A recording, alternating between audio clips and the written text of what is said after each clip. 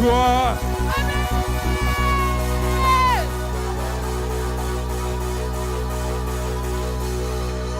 Alléluia. Ici, là, c'est trop timide. C'est suspect là-bas. Faut te désuspecter. Alléluia. À droite ici, là. Des cris de joie.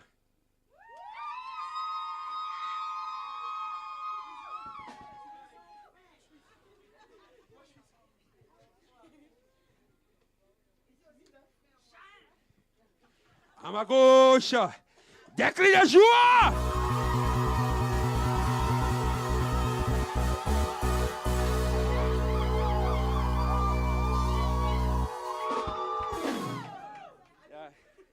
Les musiciens, ils vous accompagnent.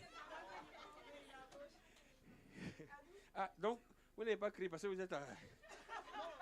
Bon, on reprend. La gauche, hein? Des cris de joie.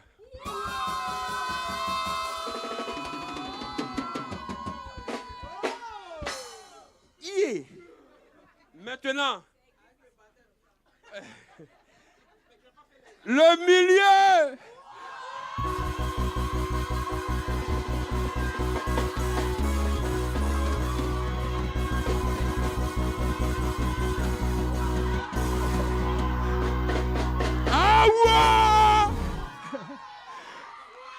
Alléluia. Je suis au milieu, je suis avec vous. Ouah! Ouah! Ouah! Jésus a gagné. On va crier ouah.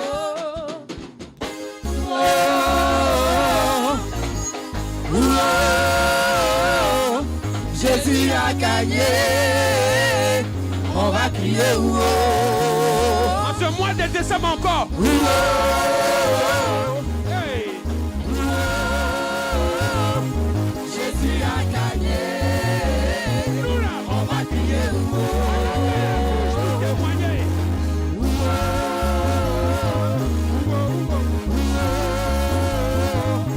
Jésus a gagné.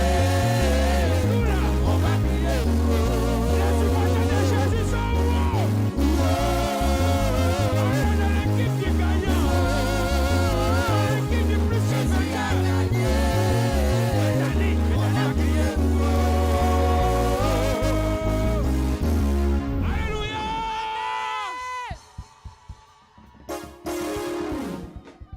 Les amis, vous ne savez pas, quand je suis sur la terre, quand il s'agit de servir, de faire l'œuvre de Dieu, ce n'est plus mon corps qui parle, c'est mon âme, mon esprit. Alléluia. C'est pourquoi je réalise, je comprends pourquoi David pouvait dire, je suis dans la joie lorsqu'on me dit allons dans la maison de l'Éternel.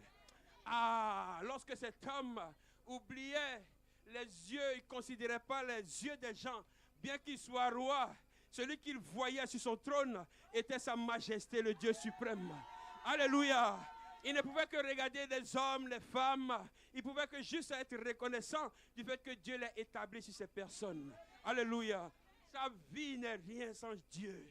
Sa vie n'est rien sans l'Éternel. Sans Dieu, nous ne sommes rien. Amen. Les amis, depuis janvier, beaucoup d'entre nous, nous avons vu des personnes que nous aimons quitter la terre. Des accidents, des incidents, des problèmes, des maladies, des coups de maladie, œuvre de la sorcellerie, œuvre des jaloux, empoisonnement. Nous avons dit, oh, oh, oh, oh. Mais l'Éternel dans sa grâce,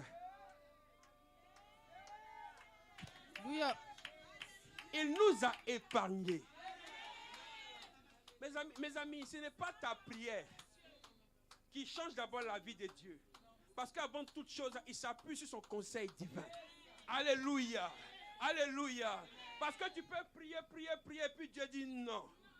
Alléluia. Il s'appuie d'abord sur sa volonté. Alléluia. Gloire à Dieu. Amen. Et sa volonté s'est imposée dans ta vie. Malgré la multitude de tes adversaires, physiques comme invisibles, les attaques de jour comme de nuit, les flèches, les balles, les bombes qu'ils ont envoyées, les empoisonnements, en tout cas, ils se sont doublés, ils se sont dédoublés, ils sont arrivés en multitude, ils ont environné ta maison, mais ils ont fait tout ce qu'ils pouvaient faire. Mais ils n'ont pas pu. Pourquoi? Parce que ton Rédempteur est vivant. Alléluia. Il est celui qui ne sommeille ni ne dort. Alléluia. À cause de toi, le Seigneur dit, je ne fermerai jamais mes Amen. yeux. Pourquoi? Parce que tu es la prunelle de ses yeux. Et dans le 12e mois, le mois commence avec un ministère prophétique. Amen. Nous avons annoncé l'arrivée de l'homme de Dieu qui allait nous bénir. Amen. Et le jour est arrivé et l'homme de Dieu est arrivé. Alléluia. Mandaté par le ciel pour bénir l'église à Béthanie. Amen. Oh, deux amens ne sont pas bien. Vous savez, c'est quelqu'un qui aime aussi les amens. Quand il n'y a pas d'amen, il n'est pas motivé. Alléluia. Alléluia. C'est sa vitamine spirituelle. Alléluia. Parce que le amen veut dire ainsi soit-il. Amen. Et c'est le nom de Jésus-Christ. Amen. Apocalypse dit il est le amen. Amen. Alléluia. Alors, pendant que j'étais au Cameroun, l'homme de Dieu a béni l'église Béthanie sur la plateforme Zoom. Alléluia. Alléluia. Et beaucoup de témoignages, il y a eu des échos. Beaucoup ont été bénis, ils ont été bénis par le ministère de l'homme de Dieu. Et c'est vrai que les réseaux sociaux peuvent faciliter la communication avec les autres, mais il est préférable aussi de voir la personne en présentiel. Et c'est alors que nous avons essayé de l'inviter. J'ai dit essayer, parce que son emploi du temps est chargé. Alléluia. Mais dans son emploi du temps, il a vu que dans l'agenda, il y avait une page. Alléluia. Et cette page était vide, il ne comprenait pas pourquoi. C'est parce qu'il avait un rendez-vous avec nous. Alléluia. Et il a marqué cette date aujourd'hui. Nous sommes le combien aujourd'hui? Ah, ça tombe bien. C'est le premier, ça tombe au commencement du mois de décembre. Quelqu'un est venu parler. Alléluia. Alors sur ceux, comme vous êtes déjà debout, et ceux qui sont assis, on va se lever pour recevoir.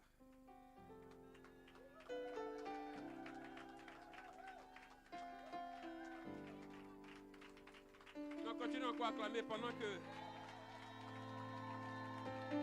homme de Dieu, prophète, nous te laissons la chair afin que tu nous apportes le message divin.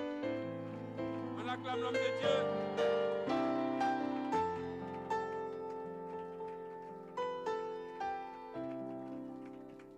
Est-ce que quelqu'un peut célébrer le Seigneur?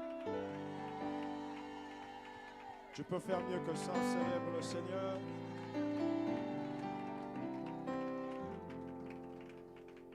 Vous savez, j'ai souvent l'habitude de regarder l'homme de Dieu et son épouse danser sur la plateforme TikTok ou Facebook. Mais ce que je viens de voir aujourd'hui, waouh! Waouh, c'est magnifique ce que je viens de voir. C'est magnifique et la Bible déclare que Dieu siège au milieu de la louange et de l'adoration de son peuple. Je crois fermement que Dieu va faire du bien à quelqu'un ce matin. Vous savez, au-delà de tout, moi je ne suis qu'un être humain. Vous savez, c'est Dieu qui fait.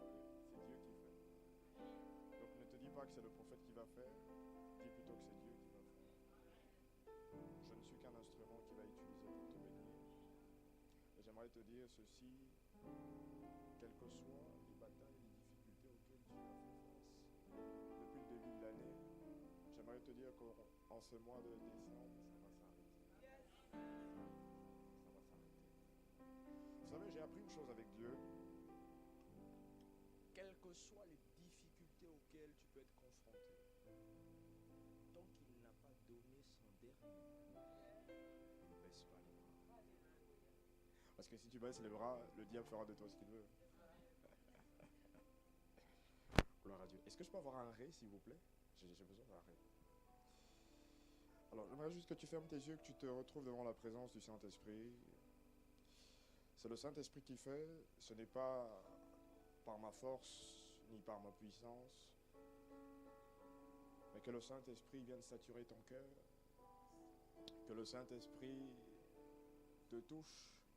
Même avant que je commence même à prêcher, le Saint-Esprit peut te toucher, il peut te saisir. Il peut déposer en toi quelque chose de grand. Le Seigneur aime la gloire. Le Seigneur aime la gloire. Et c'est dans sa gloire qui fait descendre les miracles, les prodiges. Car il est glorieux et digne de régner. L'agneau est souverain.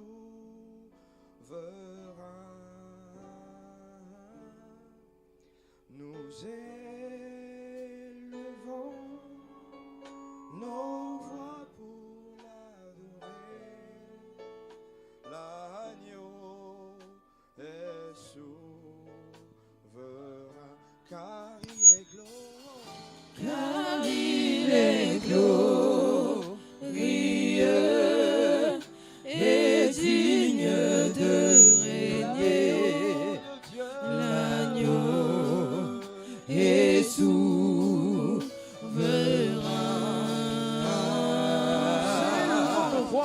Nous élevons nos voix pour l'adorer. L'agneau est souverain. Chantons gloire, Gloire, gloire, gloire, gloire sopra la l'agneau. le sebra sopra la yavaka sopra le sopra la diajade. Gloire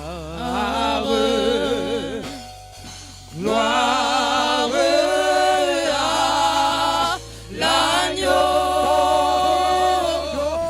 car il est glorieux et digne de régner. L'agneau est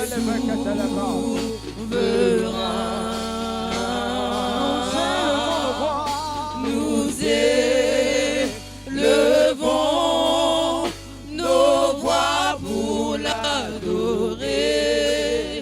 L'agneau est souverain. Attaché à la croix pour moi. Attaché à la croix pour moi.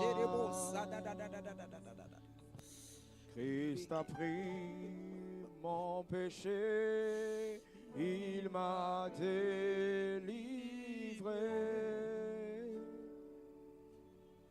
Attaché à la croix pour moi. Attaché, Attaché à la croix pour moi. Attaché, Attaché à la croix pour moi. Christ a pris mon péché, il m'a délivré. Attaché À la croix pour moi. Père, je te rends grâce pour ta divine présence dans cette église. Merci Seigneur pour l'effusion du Saint-Esprit. Merci Saint-Esprit pour la puissance qui est déversée dans cette salle. Ilos tefalizi brahandos kiashkade. Velidos capra anta la validos capra alagias. La zobra ante levianos capra ite le valazias jade. Saint-Esprit, glorifie le nom de Jésus-Christ ici en ce lieu.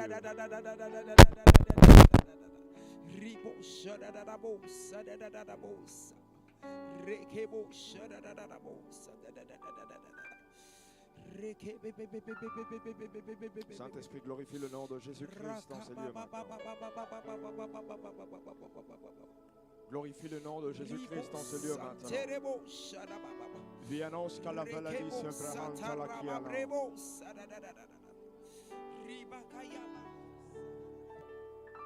Eles cabriente levelos soprahate celebrash. Elinos cabra anta la valeria, reca soprahaladia. Ne reste pas comme ça. Commence à prier le Seigneur. Je sais pas, mais sors ce qui sort au plus profond de toi. Eferinos cabra alakiana. Si tu peux parler en esprit, vas-y. Tu peux monter en esprit.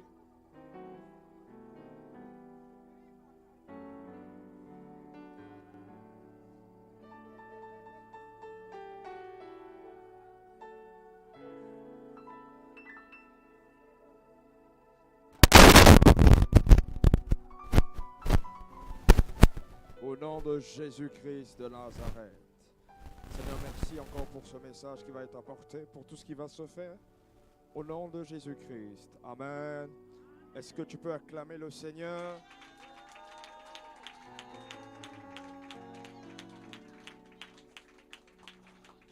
Alors, grande est ma joie d'être ici ce matin avec vous. Je suis le prophète Daniel Atiel Koudédé. Je suis très heureux d'être avec ce merveilleux couple. Vous savez, moi je connais des couples, des pasteurs. Monsieur est pasteur, madame ne vient jamais à l'église. Quand madame est pasteur, elle ne vient jamais à l'église. Lorsque vous avez la grâce d'avoir des pères, des parents qui servent tous deux le Seigneur, dans un seul endroit, dans un même lieu, c'est une grâce. Et cela apporte de la stabilité même dans votre propre vie. Je bénis le nom du Seigneur et j'honore vraiment le couple abbaye. C'est un couple prophétique, apostolique. La main de l'Éternel est sur vous. Merci encore pour cette opportunité. Est-ce qu'on peut s'asseoir?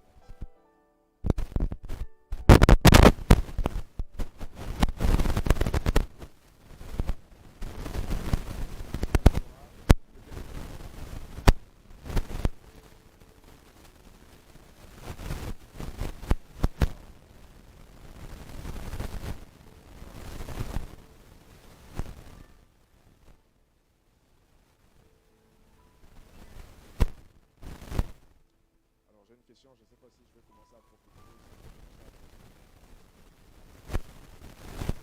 Ok, d'accord.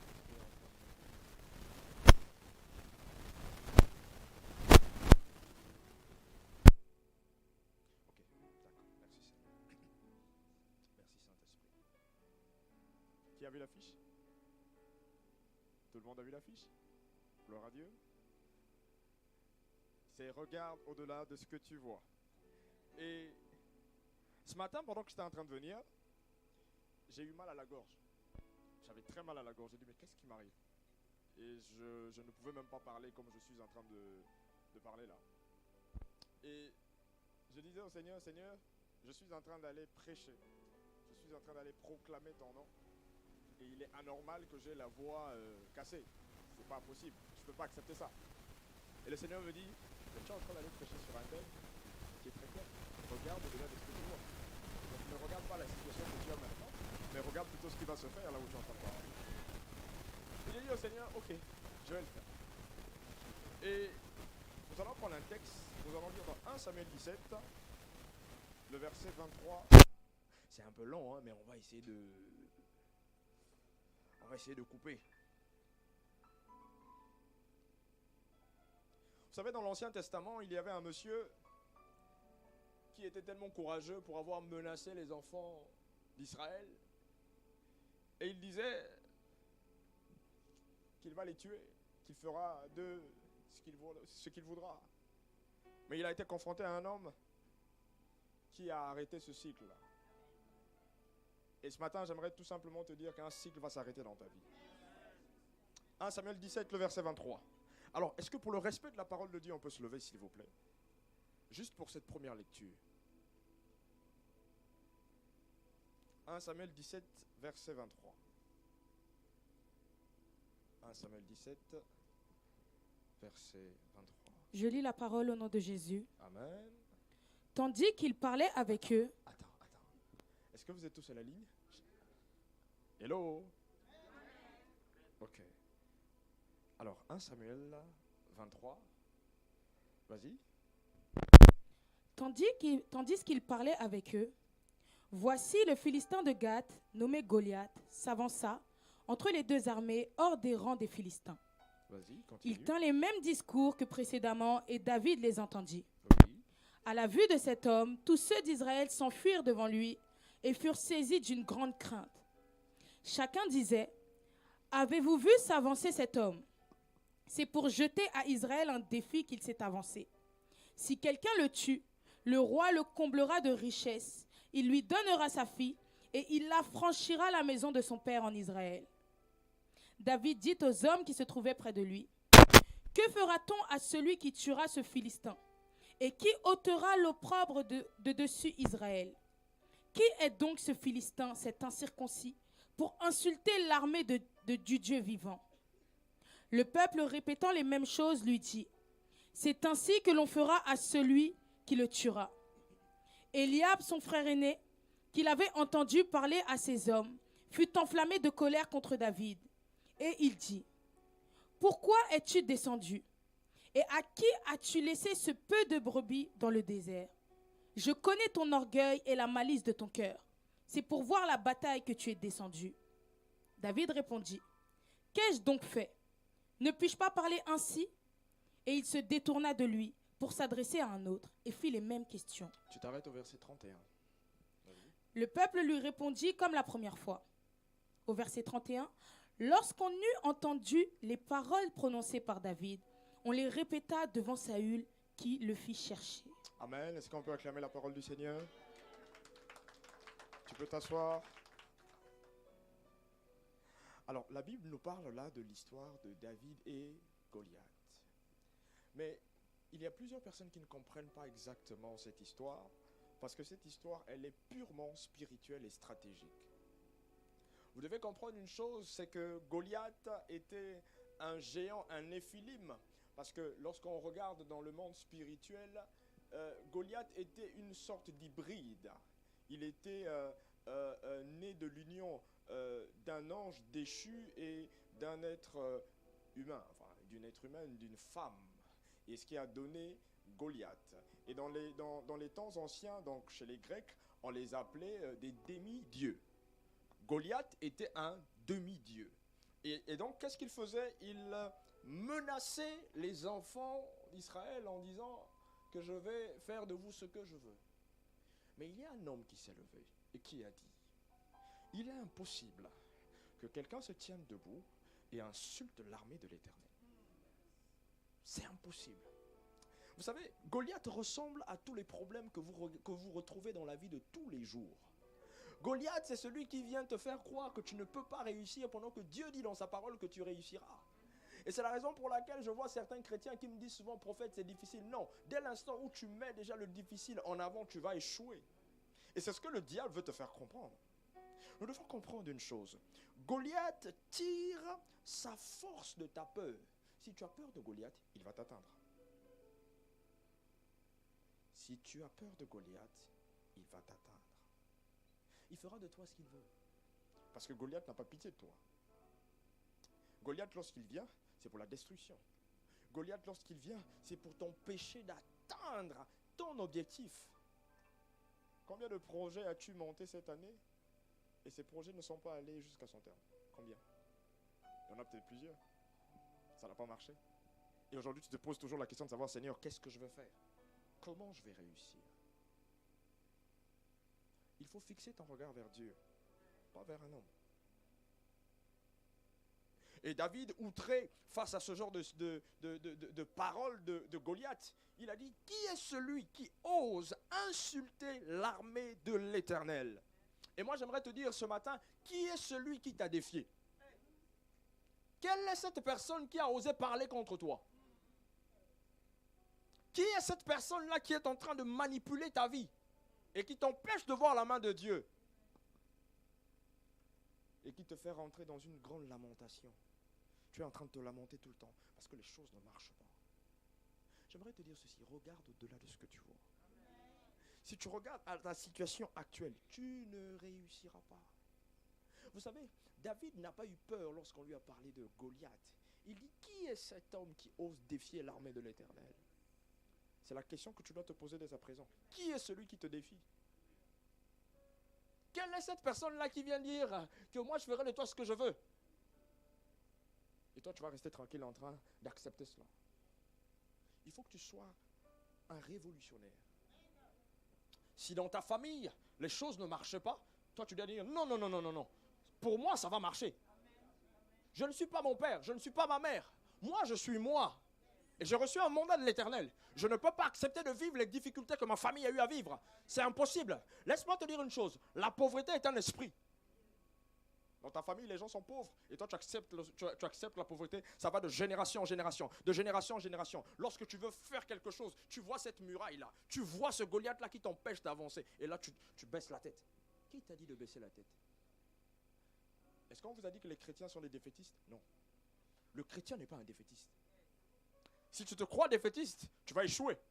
Mais Dieu ne veut pas que tu échoues.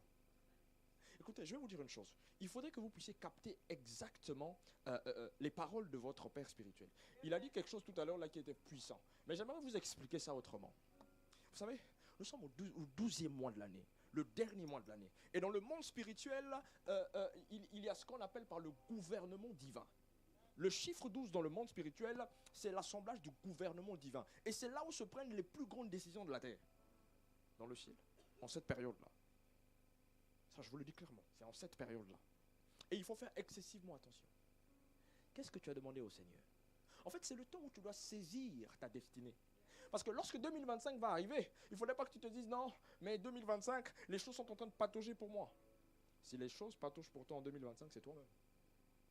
Il faut que tu saisisses cela. Tu dois saisir cela. Nous allons rentrer en 2025, mais il y a une chose qui m'a interpellé hier pendant que j'étais en train de méditer, c'est le chiffre 5 de 2025. Le chiffre 5 de 2025, moi j'aimerais te dire une chose. Le chiffre 5 dans le monde spirituel, c'est le chiffre de la grâce. C'est le chiffre de la grâce. Et en 2025, j'aimerais te dire ceci, que la grâce de Dieu va agir puissamment dans ta vie. Tout ce que tu fais doit réussir. Il est impossible qu'un chrétien puisse échouer. Avant, je ne comprenais pas ça jusqu'à ce que le Seigneur me dise, mais tu ne peux pas échouer parce que j'ai ma parole là. Qu'est-ce que tu fais de ma parole? Je suis sûr que si je pose une question à quelqu'un ici, combien de fois tu lis ta Bible ou combien de fois tu ouvres ta Bible, les gens vont commencer à balbutier en me disant Mais comment voudrais-tu être fort sur le plan spirituel si tu ne lis pas ta Bible, si tu ne la médites pas? C'est impossible de devenir fort. Lorsque tu médites la parole de Dieu, je t'assure, même si un géant se présente devant toi, toi tu ne vas pas regarder à la grandeur de ce géant, mais tu vas regarder à ton Dieu. Parce que la Bible dit que je combattrai pour toi et toi tu garderas le silence. Est-ce que vous comprenez ça? Moi je n'ai pas peur d'un défi. Moi lorsque tu me lances un défi, je ris. Pourquoi? Parce que je sais en qui j'ai mis ma confiance. Et Dieu ne faillit jamais. Si tu as échoué, c'est pas Dieu, hein, c'est toi-même. C'est facile d'accepter aujourd'hui. On peut accepter, oui, bon, c'est arrivé, je me suis fait mal, oui. Chacun de nous peut se faire mal. Mais il y a une chose qu'il faut comprendre. Lorsque tu te fais mal, c'est la volonté permissible de Dieu, ce n'est pas la volonté parfaite de Dieu. Il faut comprendre que la volonté parfaite de Dieu est que tu réussisses. La Bible déclare que je souhaite que tu prospères à tous égards, comme prospère l'état de ton âme. Ça veut tout simplement dire que Dieu a formé pour toi des projets de paix, de bonheur et non de malheur. Tout ce qui s'appelle malheur, c'est le diable. Et il faut comprendre ça. Vous savez, les choses, avant qu'elles n'arrivent sur le plan physique, elles sont d'abord spirituelles. Amen. Elles sont d'abord spirituelles. Quand la chose est arrivée, ça veut dire que sur le plan spirituel, il y avait déjà une décision qui avait été prise. Quelle est la décision qui a été prise sur ta vie en cette année 2024? C'est la bonne question qu'il faut te poser. Est-ce qu'un parent a parlé à ta place? Est-ce qu'un parent a parlé à ta place? C'est la bonne question qu'il faut te poser. Il faudrait avoir une attitude de conquérant. Lorsque tu vois une montagne, toi ne te fixe pas sur la montagne, mais regarde ce qui se cache derrière la montagne. Qui connaît l'histoire de Jéricho ici? Nous connaissons tous l'histoire de Jéricho, n'est-ce pas? Lorsque les enfants d'Israël sont arrivés devant la muraille de Jéricho, Certains pour eux ont commencé à paniquer. Mais vous devez savoir une chose, Jéricho est un esprit. Jéricho t'empêche de pouvoir atteindre la bénédiction de l'Éternel pour ta vie. Jéricho t'empêche de pouvoir atteindre Canaan. Mais ce qu'il faut faire, c'est quoi? C'est détruire cette muraille pour que tu avances. Regardez une chose, si Josué avait un seul instant prêté son regard à cette muraille qui était là, il ne serait jamais passé. Mais qu'est-ce qu'il a fait? Il a tourné son regard vers le Seigneur. Et le Seigneur lui a donné des instructions qui lui ont permis de détruire la muraille de Jéricho. On ne détruit pas Jéricho en restant chez soi, en train de croiser les bras, en train de regarder la télé, non. On détruit Jéricho par la prière. On détruit Jéricho par la louange. Vous savez, lorsqu'on danse là, je voyais l'homme de Dieu pendant qu'il était en train de danser, je voyais les anges du Seigneur en train de se pavaner dans la salle. Il ne faut pas blaguer avec ça. C'est prophétique ce que je vous dis là. On ne blague pas avec la louange et l'adoration. Lorsque vous louez, vous dansez dans la maison de l'Éternel, le Seigneur peut te délivrer en un claquement de doigts comme ça. Pou, pou, pou. Ça part. La maladie peut partir juste par la louange et l'adoration. La louange et l'adoration brisent le joug. Brise la muraille de Jéricho. Tu es malade, mais loue le Seigneur. Même quand c'est difficile, loue le Seigneur. Même lorsque tu es en train de te poser mille et une questions de savoir, loue le Seigneur. Vous savez, le diable a changé sa stratégie d'attaque. Qu'est-ce qu'il fait maintenant? Il vient t'attaquer dans la pensée. Le diable va venir te faire comprendre une chose. Tu es voué à l'échec. Toi aussi tu vas accepter, oui, je suis voué à l'échec. Tu vas marcher avec ça, je suis voué à l'échec. J'échoue, j'échoue, j'échoue. Ça va se répéter à l'intérieur de toi. Ça va se répéter à l'intérieur de toi jusqu'à ce que ça va se manifester partout où tu iras. Dès que tu apportes un dossier, pas toi, on te mettra de côté. Veille à tes pensées. Regardez une chose. Lorsque David dit aux hommes qui se trouvaient avec lui, que fera-t-on pour celui qui tuera ce Philistin et qui relèvera le défi lancé à Israël? Qui est donc ce Philistin? C'est un circoncis pour lancer un défi aux troupes du Dieu vivant. David était en train de parler prophétiquement. Je vais vous expliquer cette partie-là pour que vous compreniez bien. Le problème avec David, c'est quoi? C'est que David, dans le plan spirituel de Dieu, le Seigneur lui a ouvert les yeux pour voir qui était réellement Goliath. Lorsqu'on dit que Goliath était un incirconcis, qui connaît ce qu'est un incirconcis? Qui connaît? Nous connaissons tous des personnes qui sont incirconcis. Maintenant, il y a une chose, en fait, il y a une révélation cachée dans ce texte-là. C'est que David savait, lorsqu'il a vu Goliath, il a dit non, cet homme-là n'a pas d'alliance avec Dieu. Lorsque tu es un incirconcis, ça veut dire que tu n'as aucune alliance avec Dieu. Mais moi, David, qui est une alliance avec Dieu, je ne peux pas me faire malmener par cette muraille-là, par ce Goliath. Lorsque tu as une alliance avec Dieu, bien-aimé dans le Seigneur, tu ne peux pas être détruit. C'est impossible. Il est impossible que le diable vienne marcher sur toi. Il est impossible que les démons crient sur toi parce que tu as une alliance avec Dieu. Ton alliance doit parler pour toi. Quelle est ton identité en tant que chrétien? Pose un peu la question à ton voisin. C'est quoi ton identité? C'est quoi ton identité? Pose la question à ton voisin. C'est quoi ton identité? Est-ce que tu connais ton identité? C'est la bonne question qu'il faut te poser. Est-ce que tu connais ton identité?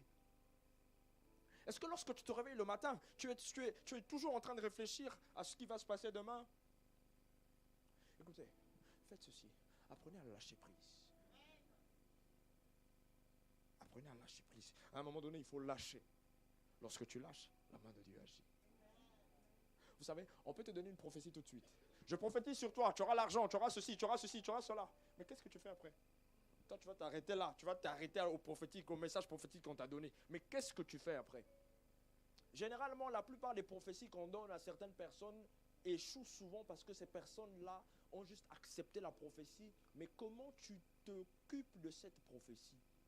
Parce que lorsqu'on te donne un message prophétique, la chose que tu dois faire, c'est quoi? C'est de prier pour que cette prophétie arrive. Si cette prophétie n'arrive pas, c'est toi-même. Je te répète encore ceci. Regarde au-delà de ce que tu vois. Il faut que tu regardes au-delà de ce que tu vois. Parce que si tu regardes à la situation actuelle, tu n'avanceras pas.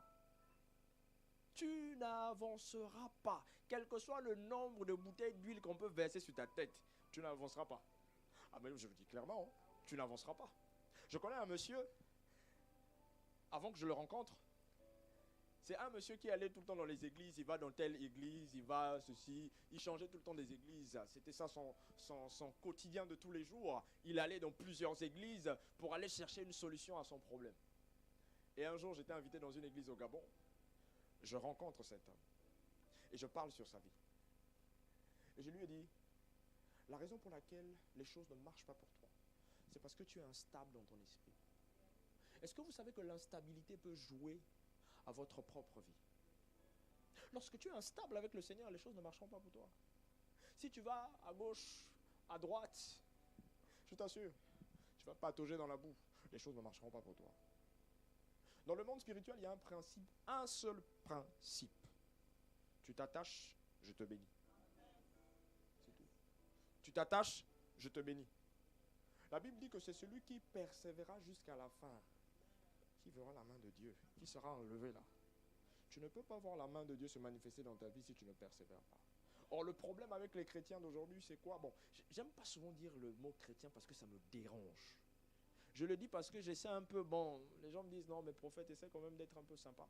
Mais bon, je vais quand même être un peu dur. J'aime les disciples de Jésus-Christ. La chrétienté, moi j'appelle ça religion. Mais celui qui est disciple de Christ, c'est celui qui porte les fruits de Christ. Parce que tu peux être chrétien et puis ne pas porter les fruits de Christ. Tu es un chrétien, on t'appelle chrétien de nom, mais dans les actes, tu n'es pas un chrétien. Il faut être un disciple de Christ. C'est le disciple de Christ qui fait trembler le diable et ses démons. Est-ce que vous savez que le diable connaît la parole de Dieu? Et c'est la raison pour laquelle le diable vient toujours avec des murailles, avec des Goliaths, pour t'empêcher de voir la main de Dieu. Si aujourd'hui tu es triste, si aujourd'hui tu es en train de te lamenter sur une situation, le diable est content. Il est content. Mais il y a une chose qu'il faut que tu saches. La parole de Dieu qui est avec toi là, est ton arme. L'arme du chrétien, c'est la parole de Dieu. Je vous assure.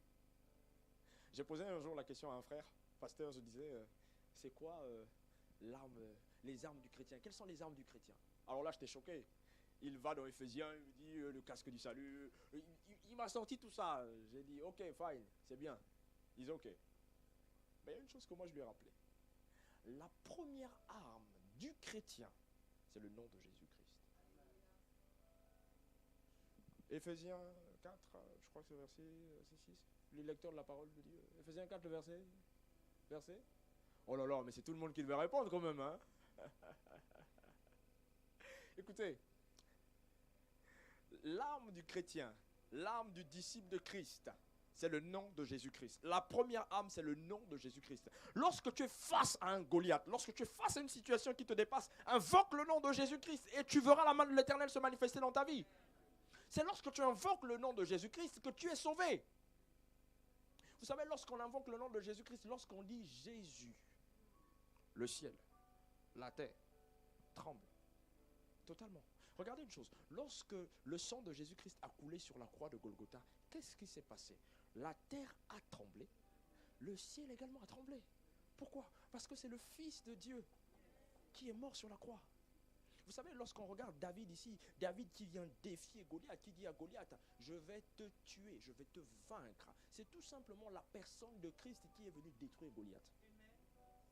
Le Goliath que nous mentionnons aujourd'hui dans l'Ancien Testament, que nous sommes en train de lire, est en fait ce Goliath qui est là. Donc c'est-à-dire le monde que nous sommes en train de vivre aujourd'hui. Le monde aujourd'hui. Il y a des Goliaths partout. Même dans ton lieu de service, il y a des Goliaths. Même chez toi, même à la maison, il y a des Goliaths. Est-ce que vous savez que parfois nos propres sœurs, nos propres frères sont nos propres sorciers? Ah oui. Mais toi, il ne faut pas regarder à ça. Moi, je dis souvent à des frères et sœurs, le sorcier n'est pas plus fort que toi. Moi, quand on me dit qu'il y a un sorcier là-bas, je suis content. J'adore ça. Quand on me dit qu'il y a un sorcier là-bas, je dis, ok, je vais aller. Pourquoi je vais aller? Je sais qui je suis. Je connais mon identité en tant qu'enfant de Dieu. Et je n'ai pas peur d'un démon. Lorsque je suis en face d'un démon, je dis, hey, il faut sortir. Je ne négocie pas avec toi. Tu sors. Parce qu'au nom de Jésus-Christ, tout genou fléchit. C'est clair. Quelle est cette situation-là qui est en train de te tourmenter depuis des années? Tu es stérile, te voilà, toi tu pleures tout le temps. Ah papa, je suis stérile, ma vie ne marche pas, j'ai pas d'enfant. Oui, ok, d'accord. Mais qu'est-ce que la Bible déclare? Que dans ma maison, il n'y aura point de femme stérile. Il n'y aura point de femme stérile. C'est ce que dit le Seigneur. Tu dois t'accrocher à cette parole. Tant que tu ne t'accroches pas à cette parole, je te promets que les choses ne marcheront pas pour toi. Et tu es toujours en train de réfléchir. Tu dis, Seigneur, pourquoi les choses sont compliquées pour ma vie? Pourquoi je suis toujours en train d'être le dernier? Mais tu veux être le dernier toi-même. Hein? Moi, je ne veux pas être dernier. Qui veut être dernier ici? Qui? L'échec n'appartient pas aux enfants de Dieu. Même lorsque tu as échoué une fois, tu peux réussir une deuxième fois. Vous savez, Dieu peut permettre que tu puisses échouer pour t'enseigner quelque chose. Dieu peut permettre qu'une situation grave t'arrive pour qu'il puisse t'enseigner quelque chose. Vous savez, moi j'ai un problème. Moi j'ai un problème, homme de Dieu. J'ai souvent un problème avec les mystères. J'ai souvent un problème avec les mystères. Les gens qui vont chercher les mystères dans la Bible, qui se mettent à chercher les mystères. La parole de Dieu n'est pas compliquée. C'est nous-mêmes les serviteurs de Dieu parfois qui compliquons la parole de Dieu. Mais la parole de Dieu, elle est simple. Quand Dieu a dit ça, c'est ça. Point barre. Accroche-toi à la parole de Dieu. Ne sois pas là en train de te dire, oh Seigneur, qu'est-ce que je vais faire demain? Dis seulement, je sais que tout ce qui va se faire demain sera ta volonté, Seigneur. Tu pries et laisse Dieu faire. Laisse Dieu faire. J'entends dans le règne de l'esprit des gens qui sont dépressifs. Tu vis la dépression parce que toi-même tu veux vivre la dépression. La dépression est un esprit, il faut sortir de ça. Vous savez, moi j'ai vécu la dépression et ça a été très difficile pour moi. Je pense pour ceux qui étaient connectés dernièrement, j'ai donné mon témoignage. J'ai eu mon Goumen Pro Max, oh là là. Oh là là là là là là. Ah, je dis bien un Goumen Pro Max, bien Pro Max même là. Vous savez, il y a iPhone normal, iPhone Pro, et puis il y a iPhone Pro Max parce que c'est plus gros. Et moi j'ai eu Goumen Pro Max parce que j'ai été humilié devant plusieurs personnes. Et j'étais quelqu'un de très fier. De très très fier. Tu es là, bon, famille présidentielle, machin et tout. Tu es là, tu es fier de toi, tu es fier. Mais quand le Seigneur t'appelle, lorsque le Seigneur veut se servir de toi, il peut passer par une situation pour t'humilier et t'élever par la suite. Vous savez, lorsque j'ai eu ce Goumen là, je n'arrivais même plus à manger, même parler là. Tu peux venir me parler là. Je vais te regarder, je ne vais rien dire. Parce que j'avais mal, j'étais blessé. Je regardais à ma situation actuelle, je me disais, Seigneur, qu'est-ce que je veux faire? Comment je vais devenir? Vous savez, lorsqu'on a des peines de cœur, on oublie même que Dieu existe. On oublie que Dieu existe et tu reçois tout le monde. Je suis honnête avec vous. Tu reçois tout le monde. Et lorsque ça arrive, le plus dur dans ça, c'est que lorsque je reçois mon Goumen, la semaine qui suit, ma société va tomber dans une récession financière sévère. Alors là, c'était la catastrophe. Je me suis dit, bon, là, c'est sûr qu'il y a un problème. Et j'ai des gens qui sont venus me voir. Je vous assure, j'ai reçu des magiciens, des marabouts. Fils de pasteur, hein. Je suis fils de pasteur. J'étais à l'église, à cette époque, j'étais assistant pasteur. Mais j'étais tellement dépassé par cette situation que je ne savais même plus prier. J'avais oublié la prière.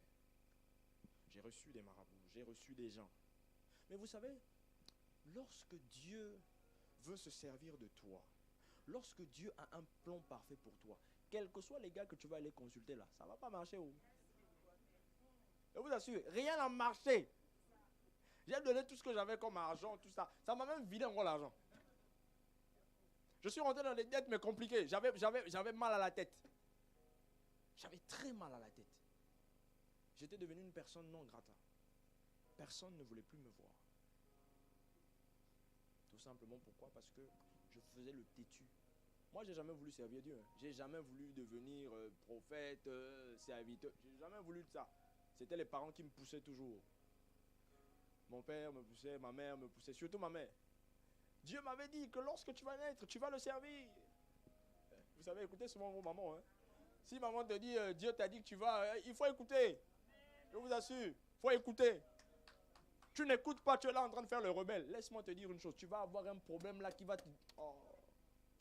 Hey, Et après, lorsque j'étais dans ces temps-là, j'ai pris mon téléphone, j'ai appelé ma défunte tante qui est décédée, paix à son âme. Je l'ai appelée, je lui ai dit, je n'en peux plus de tout ce qui est en train de m'arriver là. Elle était au Bénin avec son mari. Son mari a pris la décision, non, vous êtes avec vos histoires de pasteurs, de chrétiens, non. Faut que ça s'arrête, tu es notre neveu préféré. Nous, on va aller consulter un marabout. Ils sont allés consulter un marabout. Et puis l'un des plus grands marabouts du Bénin.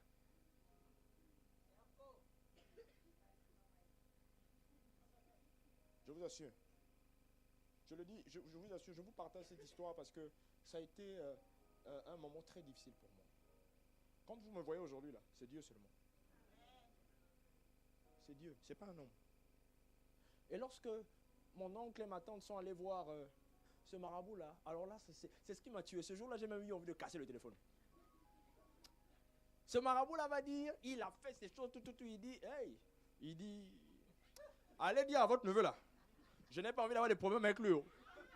Je n'ai pas envie d'avoir des problèmes avec Dieu. Lui, il ne peut que réussir avec Jésus. Je faisais ça, on est venu me barrer la voie pour dire, allez lui dire que c'est un serviteur de Dieu. Il les a chassés. Il dit, si vous allez voir d'autres marabouts, vous allez perdre votre argent pour rien. Lui, c'est un serviteur de Dieu. Vous avez déjà écouté un marabout qui va dire ça à quelqu'un? Le marabout, lui, il est là pour chercher son argent. Il n'est pas là pour vous dire des choses ou bien plutôt. Même s'il il peut te mentir, mais juste pour prendre. Mais lui, il n'a rien pris. Il leur a tout rendu. Il dit, partez, sortez. C'est pour vous dire que Dieu existe véritablement. Et lorsque j'ai reçu ça, j'étais en train de me poser des questions de savoir. J'ai dit, bon, là, comme vous m'avez donné cette nouvelle, là, je fais quoi? Je vais sûrement aller me jeter à la mer, je vais me jeter et tout. C'est ce que j'ai fait. Et regardez comment Dieu est merveilleux. Au moment là où je m'apprêtais à aller me jeter, j'ai ma cousine qui revenait du Ghana, qui est venue m'attraper derrière pour me dire, qu'est-ce que tu fais? J'étais dépassé. Je sais ce que c'est la dépression. J'ai pris une arme que j'avais, j'ai chargé. Il y avait des balles à l'intérieur pour essayer de me... La balle n'est pas sortie. Sérieusement, la balle n'est pas sortie. La balle n'est pas sortie. Et les problèmes ont commencé à s'accumuler. Et au lieu que ça s'arrête, non, les francs-maçons ont commencé à me déranger. Il faut que tu intègres. En fait, j'étais traumatisé. Et un jour, un bon soir comme ça, on a envoyé des braqueurs pour venir me tuer. Parce que j'avais refusé leur offre. Mais c'est la grâce de Dieu qui m'a protégé. Ils ont fouillé toutes les pièces. J'étais dans ma chambre. Je dormais à point fermé. Ils ont fouillé toutes les pièces, fouillé. Ils ne m'ont pas trouvé. Ils ne m'ont pas trouvé. Et une semaine après, je rencontre une servante de Dieu qui me dit, bon, je pense que tu la connais, Maman Otto, mon mentor spirituel, elle me dit, il faut que tu partes du Congo. Tu dois partir du Congo parce que Dieu t'envoie en exil. Vous savez, quand elle m'a dit ça, j'ai dit, bon, là c'est bon. Là, c'est bon. C'est bon, là, c'est bon. Je pense que là, laissez-moi un peu avec vos histoires de Dieu, là. Et quand elle me le dit, 2 jours après, c'est mon oncle qui m'appelle pour me dire, j'étais en train de prier avec une dame qui m'a dit, il faut que tu quittes le Congo. Je lui dis, ok, d'accord. Là, je commence à prendre un peu au sérieux. 3 jours après, j'ai un pote qui m'appelle, un colonel qui me dit, frérot, il faut que tu quittes le pays parce qu'il y a des gens qui sont en train de mener des opérations pour venir t'arrêter. Alors voilà comment, ça n'a même pas tardé. Le dimanche, après le culte, je ne sais pas qu'est-ce qui s'est passé. J'ai mon ami là qui est venu me chercher, qui m'a pris, il m'a mis dans l'avion à l'aéroport, direction le Gabon, exil. Et c'est au Gabon que je rencontre Lucifer, qui est venu m'attaquer. J'ai vu Lucifer venir m'attaquer. Je me suis battu avec Lucifer. Et il m'a dit une chose, tu as la chance que Dieu est rentré en bataille pour toi. Sinon tu serais mort aujourd'hui. Vous savez, lorsque l'appel de Dieu est sur ta vie, ne résiste pas. Ne résiste pas. Le diable va créer toutes les situations les plus difficiles pour pouvoir t'emmener à changer de voie, pour pouvoir t'emmener à la désolation et à la mort. Vous savez, lorsque vous regardez un homme ou une femme qui fléchit toujours ses genoux devant Dieu, ne vous moquez pas de cette personne. Parce que cette personne a compris l'importance de l'alliance avec Dieu. Et David a compris cette alliance qu'il avait avec Dieu. Et il a dit, qui est ce Philistin qui ose défier Dieu? N'acceptez jamais que les païens se moquent de vous. Il faut refuser ça. Ce n'est pas parce qu'un païen aujourd'hui est en train d'avancer que vous allez vous dire que voilà, il a plus de chance ou bien qu'il a plus de grâce que vous. C'est impossible, c'est faux. Eux, ils travaillent avec le diable, nous, on travaille avec Dieu. Lorsqu'on travaille avec Dieu, on a de l'assurance, non seulement d'être sauvé, mais on a l'assurance de réussir partout où nous irons. C'est ça en fait. C'est ça. Dieu a la capacité de changer ta situation. Vous savez, moi quand je suis venu ici en France, prophète, je ne sais pas si je t'ai partagé ce témoignage-là. Je suis arrivé, vous savez, quand on demande le visa, on demande un certain nombre de documents. Il faut donner plusieurs documents, relevé bancaire, machin et tout et tout. Je pense que moi, j'ai fait exception de ça parce que je n'ai rien donné comme document. J'ai juste donné la photocopie du billet d'avion. Je suis allé à l'ambassade et puis on m'a donné le visa. J'ai dit au revoir, je suis parti. Et comment ça se passe? Je partais normalement en Israël parce que Dieu m'avait dit de me préparer parce qu'il devait m'emmener un peu partout. J'ai dit ok, d'accord. Je partais en Israël, j'ai pris mon visa d'Israël en 10 minutes. Dieu m'a donné le visa d'Israël en 10 minutes. Je pèse bien mes mots, en 10 minutes. Je n'avais pas les papiers, j'ai donné peut-être 1, 2, 3 papiers. J'ai eu le visa en 10 minutes. Et après, au moment où je m'apprêtais donc à venir en Israël, bon, la guerre a commencé là-bas.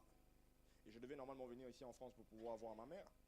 Et voilà comment le Seigneur me dit, je t'envoie en France pour aller travailler en France, dans l'église de ton père. Je dis, Seigneur, à quel niveau? Mais regardez, je regardais la situation dans laquelle j'étais. Je n'avais pas de papier pour pouvoir déposer une demande de visa. Je n'avais pas de carte de séjour. Je l'ai fait à Dakar, je n'avais aucune carte de séjour pour pouvoir demander un visa, parce que pour demander le visa, il faut avoir une carte de séjour d'un pays, du pays dans lequel tu étais. Comment je devais justifier ça? La seule chose que j'avais, c'était ma Bible. Et quand le Seigneur me dit, je vais t'emmener, moi je fais quoi? Un mercredi, j'avais pris mon billet d'avion pour Israël. Moi je me suis dit, bon, laisse-moi tes histoires de l'Europe là, moi je vais aller en Israël. Quand j'arrive à l'aéroport, on me refoule. Vous savez, avec Dieu, à un moment donné, on peut avoir, tu peux avoir, avec le Seigneur, tu peux avoir un tournis en fait. Tu peux devenir fou. Et voilà comment Dieu me dit, repars chez toi. On m'a refoulé, j'ai essayé de faire la grande gueule là, j'ai commencé à appeler un peu les connaissances que j'avais là, tout ça. On m'a dit, niet. On m'a emmené même devant le commissaire de l'aéroport qui a dit, monsieur, je ne peux pas vous faire embarquer, quelles que soient les relations que j'ai, je ne peux rien faire. Je repars à l'hôtel et lorsque je repars à l'hôtel, je prie, je dis, Seigneur, qu'est-ce qui se passe? Pourquoi autant d'humiliation? Vous savez, l'humiliation peut te conduire à la gloire. Hein? L'humiliation n'est pas une chose mauvaise en tant que telle. Hein? Lorsque j'ai été humilié, j'ai dit, Seigneur, qu'est-ce que je fais? Alors j'ai commencé à prier. Et l'agence de voyage que j'avais contactée avait modifié donc ma date de départ pour le samedi. Quelle folie! On ne t'a pas donné le visa, mais tu prends quand même le courage de modifier la date pour samedi. Et c'est ce qui fut fait. Ils ont modifié. Et moi, je priais. Et le vendredi matin, le Seigneur me réveille. Il me dit, mon fils, lève-toi.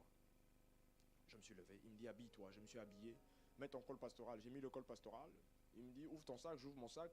Authentique, hein, ce que je vous dis. J'ai entendu la voix de Dieu audiblement. Il me dit, prends une photo. Je prends la photo, je mets dans la poche. Il me dit, va à l'ambassade de l'Italie. Je suis allé à l'ambassade de l'Italie. Quand j'arrive à l'ambassade de l'Italie, je viens devant la guérite. Normalement, il faut des rendez-vous. Et puis, ça ne se fait même pas au niveau même de l'ambassade, ça se fait dans des centres, en fait. Mais Dieu me dit, va directement là-bas.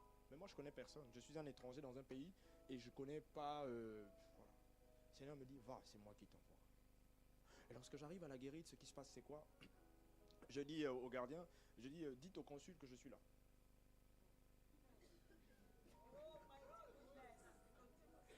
Dites au consul que je suis là.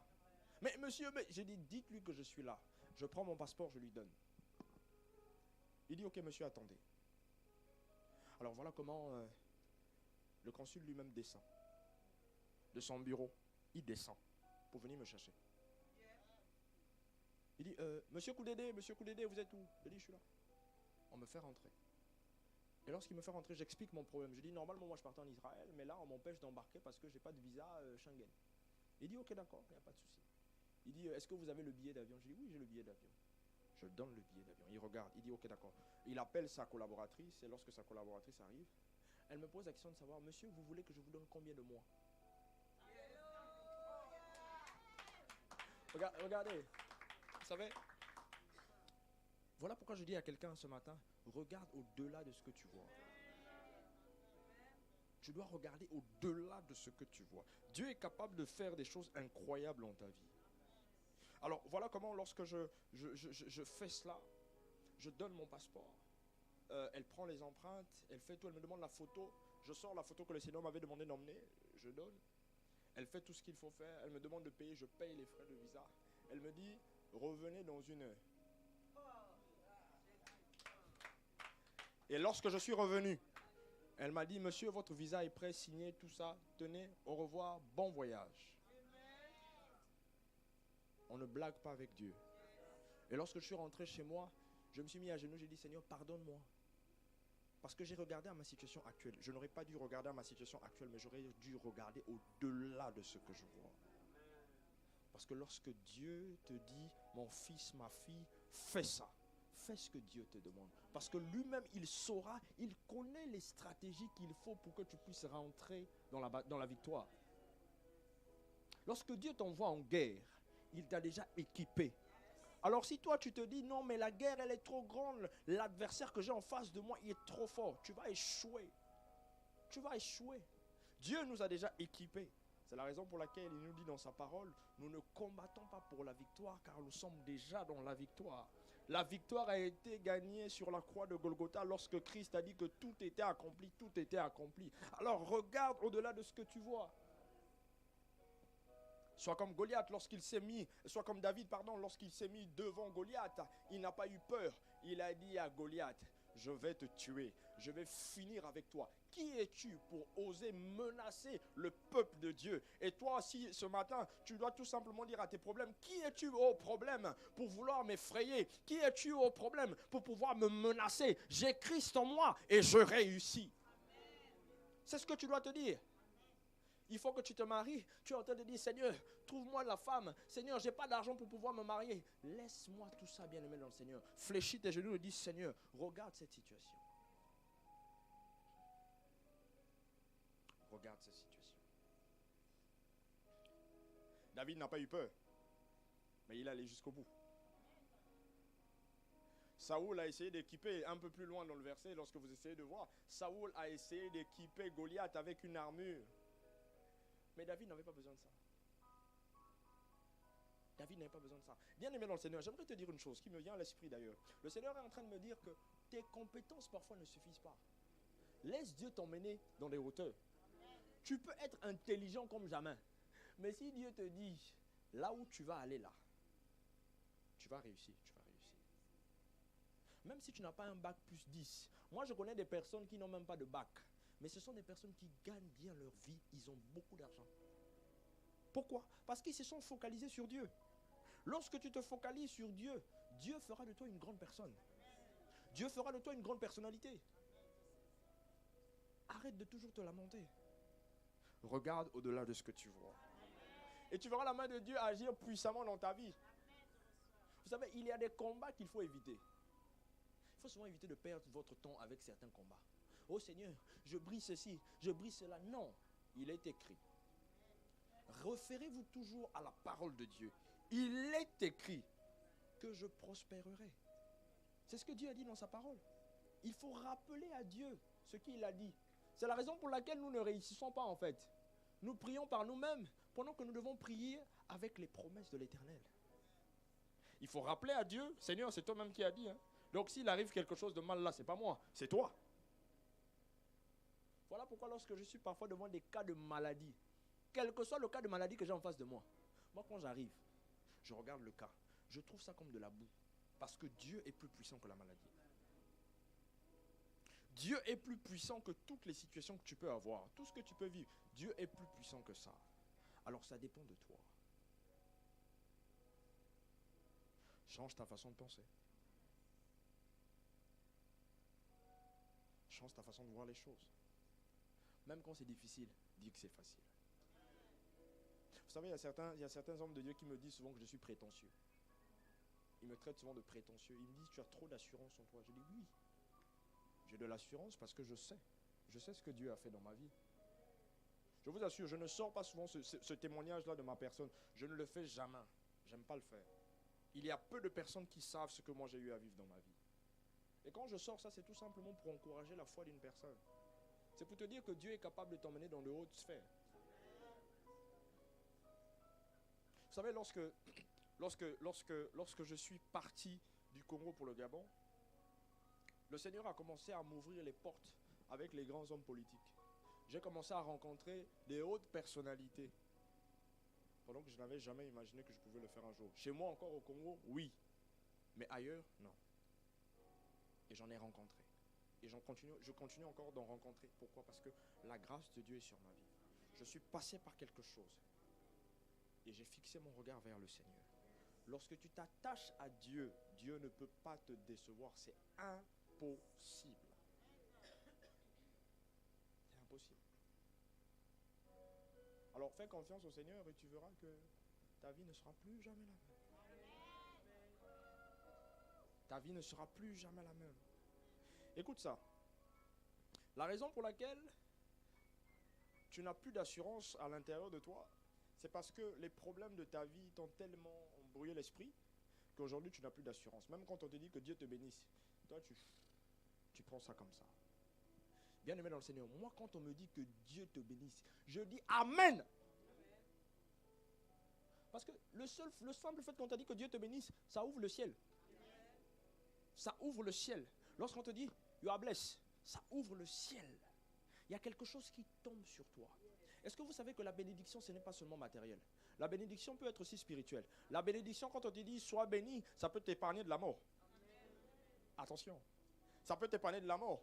Parce que lorsque le ciel est ouvert en ta faveur, tu réussis, il n'y a rien à dire. Que Dieu te bénisse. Que Dieu fasse luire sa face sur ta vie. Quel que soit ce qui avait été écrit sur toi, je décrète et je déclare au nom de Jésus-Christ que tu réussiras. Écoute ça, le monde des ténèbres ne connaît pas la puissance de Dieu dans ta vie. Le monde des ténèbres ne peut pas jauger la puissance de Dieu dans ta vie. Que Dieu fasse de toi un champion. Que Dieu fasse de toi une championne. Quel que soit ce qui avait été écrit sur ta vie, je viens révoquer cela au nom de Jésus-Christ. Le diable a eu tort de te défier. Alors dans le nom puissant de Jésus-Christ, je prophétise que tout ce qui avait été fait dans ta famille, contre ta vie, cela n'aura plus jamais d'effet au nom puissant de Jésus-Christ. Quel que soit ce qu'ils avaient mentionné, quelle que soit l'alliance qui avait été bâtie, puisque tu as donné ta vie à Christ Jésus, tu seras toujours la tête et non la queue. Je refuse que tu sois échoué. Je refuse que tu sois toujours le dernier ou la dernière. Ce n'est pas ta portion, dit le Seigneur. Le Seigneur veut relever une personne ce matin. Le Seigneur veut te relever de cette mort dans laquelle tu étais. Le Seigneur veut te sortir de cette pauvreté dans laquelle tu étais. Malabra sopra levekadia. Lève-toi, bien-aimé dans le Seigneur. Lève-toi. Toi qui es assis, toi qui es encore assis, lève-toi. On va prier. Que Dieu bénisse sa parole.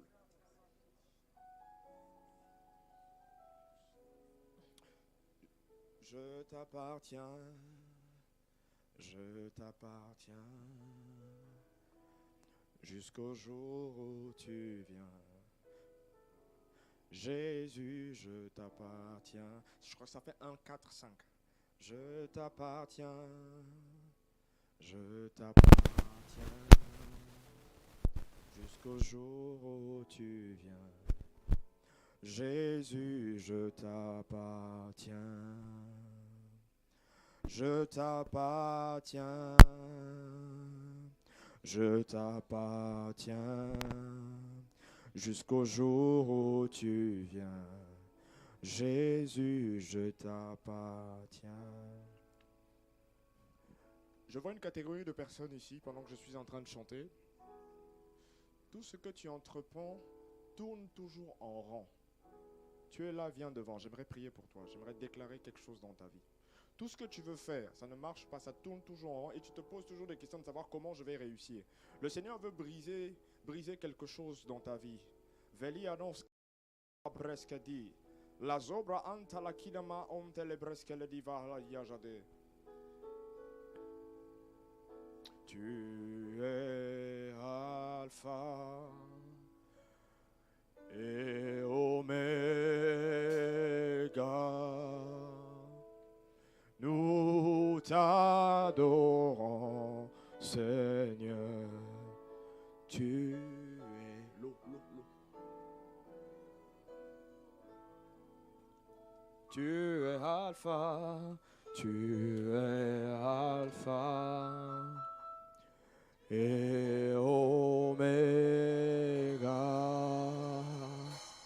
Nous t'adorons, Seigneur. Les chants sont où, s'il vous plaît? Venez m'aider. Tu es dit.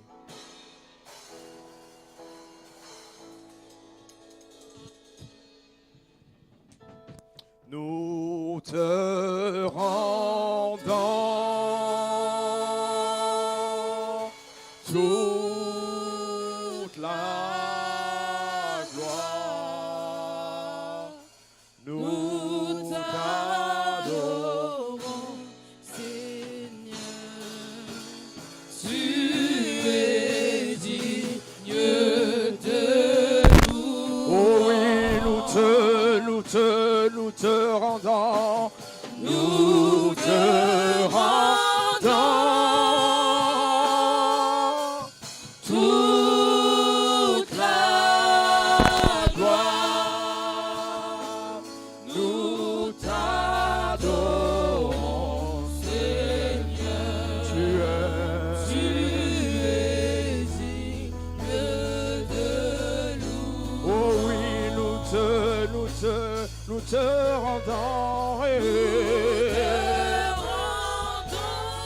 nous te rendons toute la gloire. Nous t'adorons, Seigneur. Tu es digne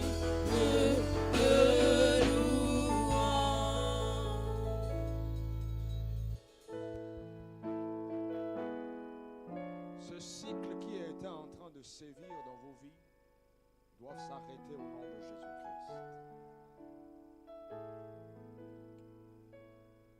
Aucune alliance ne peut résister à la puissance de Christ. Aucun sorcier ne peut résister à la puissance. Ilostefalizi brahandos kiashkade. Le farianas cabra ante lebra subra ala kianama.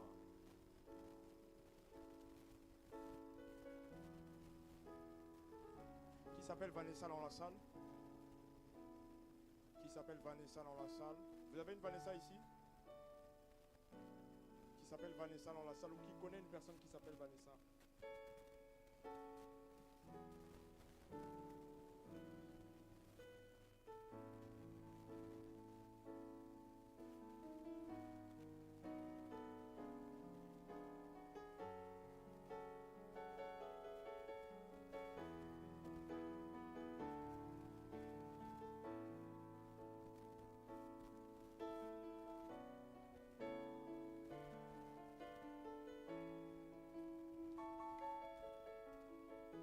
Ton fiancé est où?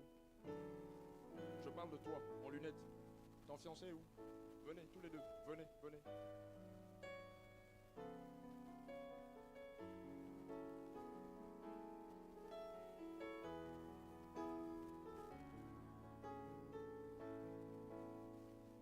Vous baissez un peu? Vous savez, vous deux, je vais vous donner un conseil. Soyez posés. Tous les deux. Soyez posés. Pourquoi? Il y aura des mésententes qui vont surgir entre vous deux. Et vous devez prier pour ça. Parce que le diable, je vois le diable, comment le diable est en train de combattre votre union. Je vois un combat énorme qui est en train de se lever contre ce mariage. Et vous devez beaucoup prier pour ça. Et puis, vous n'êtes pas obligé de faire de grandes choses, un grand mariage. Ah, tu ris, hein? Ah oui, je te le dis. Vous n'êtes pas obligé de faire un grand mariage. Faites selon vos moyens. Sinon, vous allez rentrer dans des dettes. Allez-y doucement. Ok? Allez-y doucement. Mais vous êtes des serviteurs de Dieu. Vous comprenez ça? Vous êtes des serviteurs de Dieu. À un moment donné, tu vas commencer à écouter dans le monde spirituel. Prophétiquement, tu écouteras et tu verras. Mais ne sois pas effrayé de ce que le Seigneur te montrera. Est-ce que tu comprends? Ne sois pas effrayé. Et puis, quels que soient les cas, ne te démotive pas. Il faut que tu persévères. J'insiste. Ne te démotive pas, mais persévère. Je t'ai vu en train d'avancer, avec comme un sac. Et après, quelques temps après, tu étais fatigué. Tu étais fatigué. Même si les gens racontent, même si les gens peuvent parler, fixe ton regard vers ce qui est plus important. Vers ce qui est plus important. Et tu verras la main de Dieu se manifester. Où est ta maman? Oui, elle est où?